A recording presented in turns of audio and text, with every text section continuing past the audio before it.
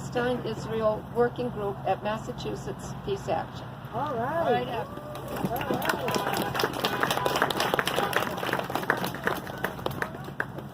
Good afternoon, everybody.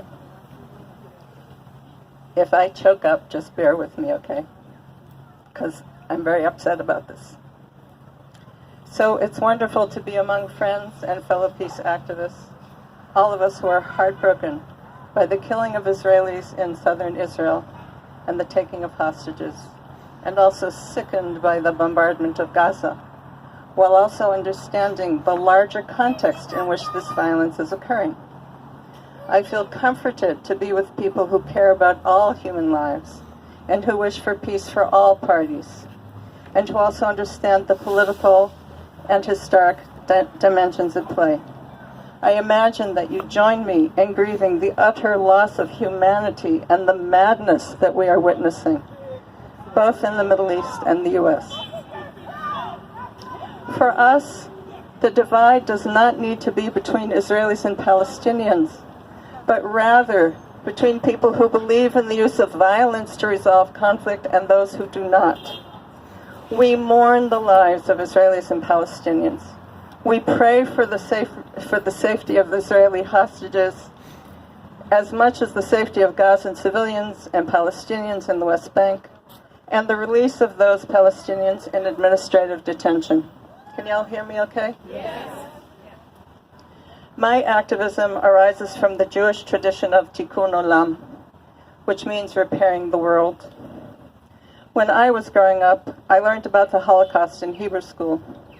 I always wondered, how is it possible that the Germans didn't know what was going on? Why didn't they do anything to stop the killing of Jewish people? Now I know. We're seeing ethnic cleansing and genocidal actions happening right now in Gaza. It's not possible not to see it. We will not be able to say we didn't know. I feel heartbroken and ashamed that we haven't learned from history. We activists know that history did not start on October 7th.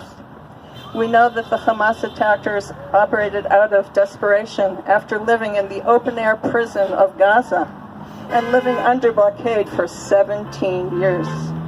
That does not justify what they did, and they should be prosecuted according to the law. I'm sure that you are equally sickened by the bombing and appalled by the hypocrisy of U.S. politicians who say over and over again, Israel has the right to defend itself. Disgusting.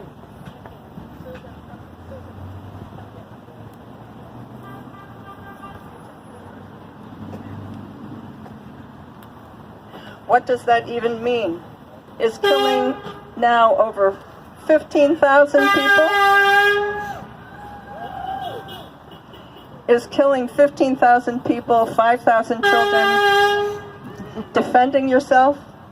Under international law, Israel has the right to protect itself, but not to wage war against the people it has kept under occupation since 67 or even 48.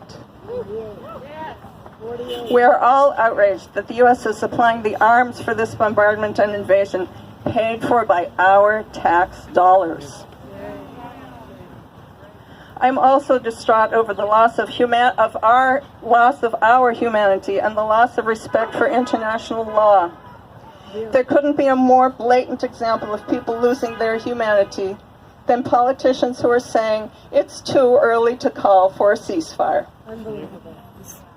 On October 13, President Biden's press secretary says it's disgraceful and repugnant for people to call for a ceasefire. Remember that? To me, her comment was repugnant.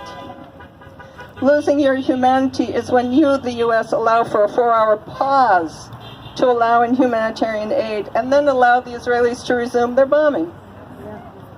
Losing your humanity is when you allow Israel to cut off food, water, electricity, fuel, and cell phone service, and allow them to bomb refugee camps and hospitals. Doctors are operating without anesthetics by light of their cell phones. Parents are writing the name of their children on their leg. for identification purposes in case they get killed. This is unspeakable. How can U.S. politicians and the American public sleep at night, knowing that we are funding this slaughter? As peace activists, it's our job to challenge the framing of the argument that the only way to beat Hamas is to destroy Gaza and kill 15,000 Gazans in order to find them. You don't need to believe me. Listen to the words of Ami Ayalon, former head of the Shin Bet, the Israeli Security Service, who said in 2021, to kill terrorist leaders without addressing their despair is a fool's errand and produces more frustration, more despair, and more terrorism.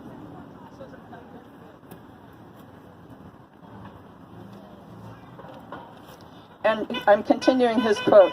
If we want to end terrorism, we can't continue to regard the Palestinians as eternal enemies. We need to stop dehumanizing them as animals. That's right. That's right. They are people who desire and deserve the same national rights we have. In addition to calling to an end to the slaughter in Gaza, there's work for us to do in our own backyard, fighting anti-Semitism and McCarthyite attacks against people who are expressing support for Palestinians, right? Right. For example, the censuring of Representative Rashida Tlaib. An abomination. That's right. Brandeis University and Columbia University banning Students for Justice in Palestine. New York public defenders got a restraining order to block their own union from voting on the Gaza statement. Their own union. And there's more. Our work is also to challenge the dehumanization of Palestinians and to call it out when we see it. For example, Israeli Defense Minister Gallant said they were fighting human animals. Did we stop sending them aid and weapons? No. On October 25th, President Biden said he has no confidence in the Palestinian death count because the numbers were presented by the Hamas-run Gazan Health Ministry. In 2006, the Israelis introduced a policy to put the Palestinians on a diet, but not to make them die of hunger. It's obscene, right? Right. Right. I'll end with this. Starting from the baseline of my Zionist upbringing, it took me several years of political education to be able to acknowledge the veracity of the Palestinian narrative. I grieve the senseless deaths of both Israeli and Palestinian civilians. And right now, I'm grieving the slaughter of Gazan civilians and the sense that we have failed them.